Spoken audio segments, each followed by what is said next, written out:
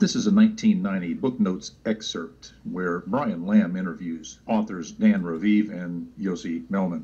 The book title is Every Spy a Prince, The Complete History of Israel's Intelligence Community. Plots against the state of Israel, political plots and others. You tell the story about how you tried to find out what they call the Mossad when they deal with publicly? I thought it was a reasonable question, but the trouble is you can't pick up the phone book. There's no Langley in Israel that you can look up, CIA, or in our case, the Mossad. We thought we should ask, what shall we call it in English? You can translate the Hebrew words, as I said, Mossad is institute, but when they write a letter to their friends in the CIA or the British intelligence, what do they call themselves? It took a while. It was a matter of asking the Prime Minister's spokesman. The best you could do, because officially the Mossad is under the Prime Minister's office. And I think he sort of wondered why you want to know and all that, so we explained. And he came up with the Israeli Secret Intelligence Service. I mean, if it were to have initials, it would be ISIS. Just simple words like that. Interestingly enough, kind of a British model.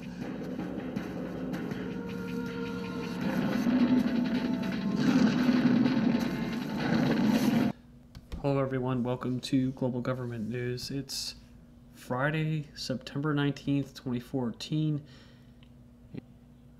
And I can't really say that I'm back for good, but I can guarantee that I'll be rusty.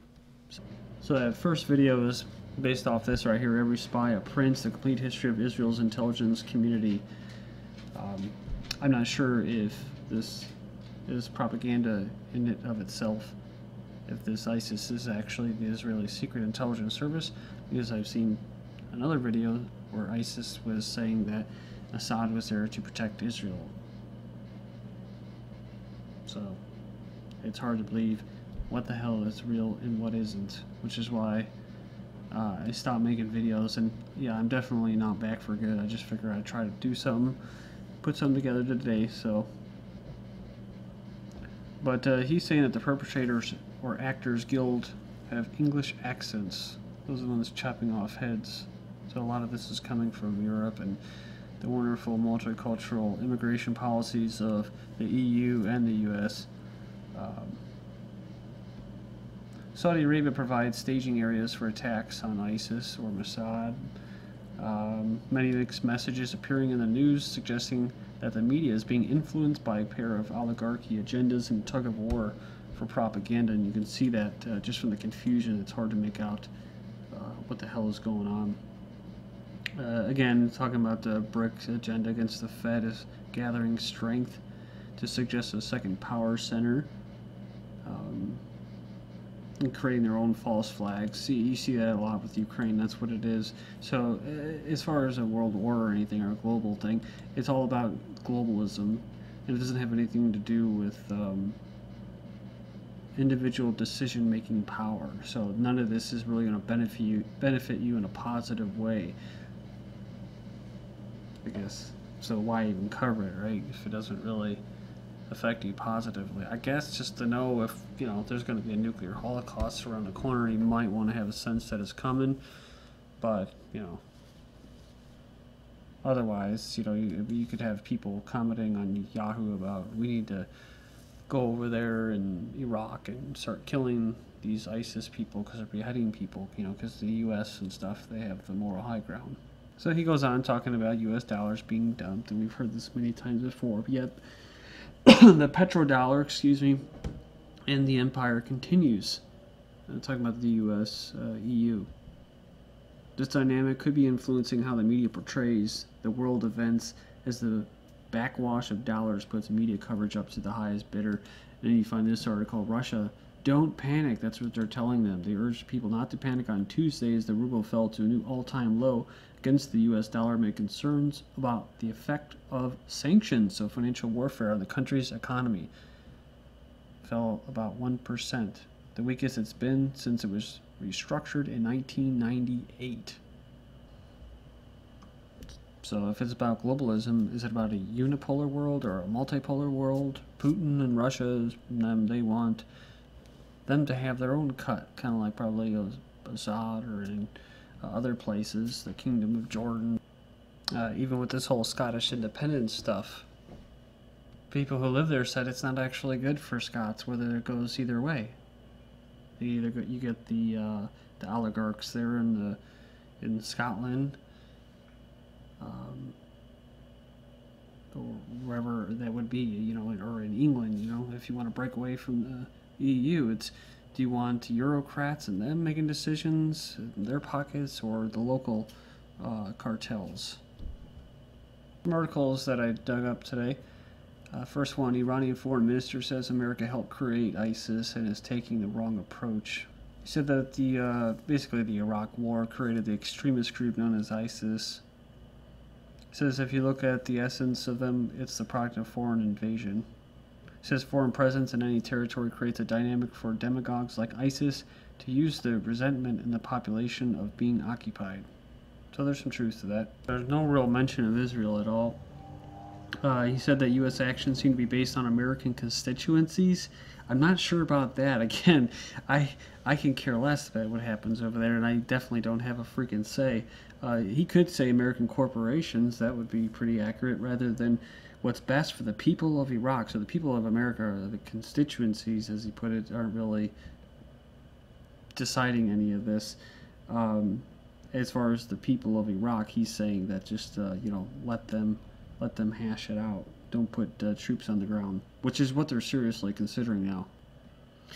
Confirmation of southern Damascus attack plans by Al Nasra/CIA. The national newspaper published in the UAE confirms an earlier report by this website, I think it's, what is it, Moon of Alabama, about the new Syrian insurgency positions right here at the Israeli-Golan border, and a launching pad for southern attacks on Damascus.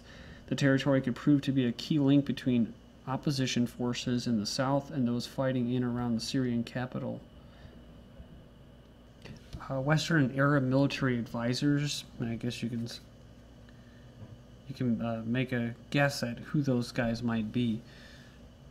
Well, we know who they are. I've covered this before. And Amman, Jordan and stuff, training these rebels and arming them with CIA and that, have quietly stepped up their role in the southern Syria border, helping win recent advances up to 80% of this Quneitra province this past Saturday.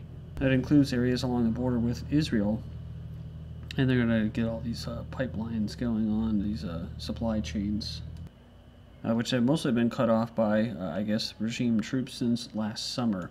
That's where they were making gains.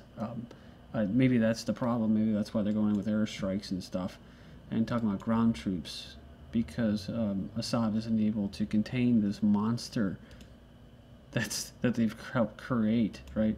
ISIL steps up offensive in Syria's basically a Kurdish city, Kobane. They did this, in 48 hours on Friday, taking 60 villages. It's pretty crazy stuff.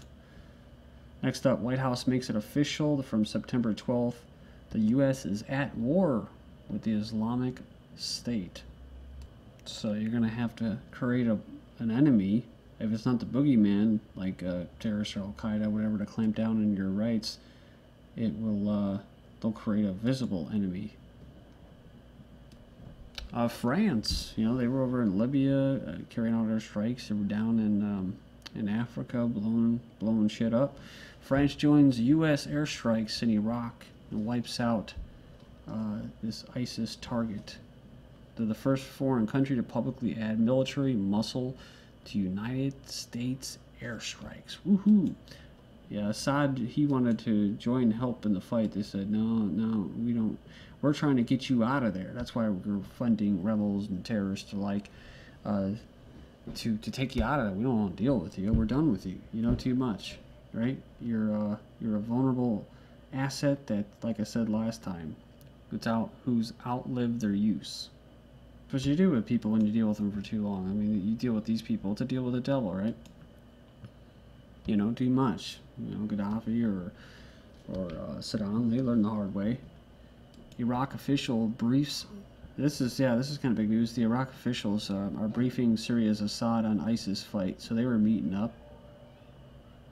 And France, US, whatever, they're meeting up with Iraq. But somehow they're not meeting with Syria. But Iraq's meeting with Syria. And this is kind of important too. This would probably be a two-parter video here. It was the first meeting of an Iraqi official with Assad in Syria since Obama's announcement that the U.S. would attack ISIS militants' locations in Iraq and Syria. That was a big deal, right? Because there was the whole thing about the chemical weapons. We're going to start bombing, right? We're going to start bombing Syria, even though, you know, if they bomb them, there's going to be chemical fallout for decades. They knew that. That's why I said it. They probably weren't going to bomb them, which was funny because Assad said, "Oh, okay, I'll play a game."